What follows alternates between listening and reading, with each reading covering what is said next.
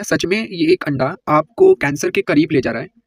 बहुत ही सुनने को आ रहा है कि ये जो अंडे हैं वो कैंसर कॉज़ कर रहे हैं। तो चलते हैं इसके पीछे इसका रीज़न जानते हैं। आखिर ऐसा बोला क्यों जा रहा है? ऐसा बताया जा रहा है कि इन अंडों में नाइट्रोफ्यूरेन के रेसिड्यू पाए जा रहे हैं। वो रेसिड्यू जो है जीनोटॉक्सिक है, हमारे जीन को अल्टरेट कर रहे हैं और जिसकी वजह से हमें कैंसर्स हो रही हैं। चलो इस कॉन्सेप्ट को हम जानते हैं। सबसे पहले कि एक एक की कंपनी है जिसका नाम है एगोज़। ये एगोज़ कंपनी जो है एक ब्रांड है एग की, जो कि एग की प्रोडक्शन करवाता है।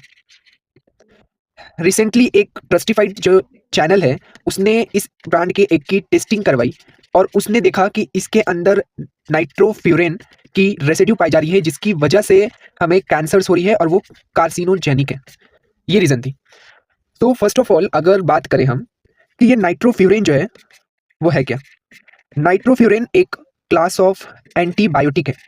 एंटीबायोटिक है। अगर हम बात करें, इसका हम इस्तेमाल यूटीआई इन्फेक्शन में करते हैं।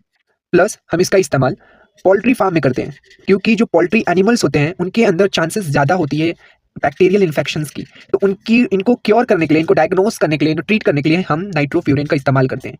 लेकिन ये नाइट्रोफ्यूरेन का इस्तेमाल करने के बाद हमारी बैक्टीरिया, हमारी पोल्ट्री फार्म्स के जो मुर्गियाँ हैं और जो भी एनिमल्स हैं, उनके अंदर जो है नाइट्रो रिडक्टेज एंजाइम पाई जाती है, जो कि जो नाइट्रोफ्यूरेन की नाइट्रो ग्रुप है उसको रिड्यूस करके अमाइनो ग्रुप में कन्वर्ट करती है। और ये जो अमाइनो ग्रुप है, इसके थ्रू AOZ नाम करके एक मेटाबोलाइट फॉर्म होती है, जो कि कार्सिनोजेनिक है। कार्सिनोजेनिक है, जिसे हम जीनोटॉक्सिक कहते हैं। तो अगर हम बात करें इसको दो पार्ट में, जीन मीन्स हमारा ये डीएनए, और टॉक्सिक मतलब अल्टरेशन, अल्टर। अगर हमारे डीएनए में कुछ चेंज हो गई और उसके बाद कोई केमिकल्स बन रहा है, कोई सेल्स बन रहा है, उसे हम म्यूटेंट कहते हैं।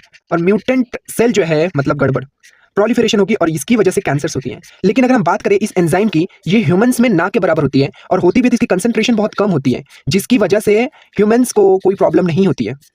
लेकिन पोल्ट्री एनिमल्स में कैंसर कॉज करने की चांसेस ज़्यादा होती हैं और इसका इस्तेमाल हम लिमिट रेंज में करते हैं। नाइट्रोफ्यूरेन का इस्तेमाल इंडिया में होती है, लेकिन एक लिमिटेड रेट में होती है। तो ये हमारी सेफ है, इतना प्रॉब्लम हमें नहीं होने वाली।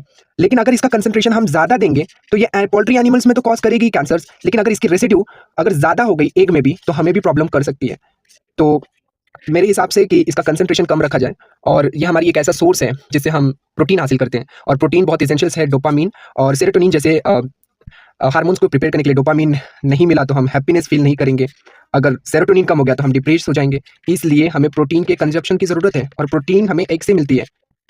तो हमें अच्छी एग देख करके इस्तेमाल करनी है, ना कि पोल्ट्री की।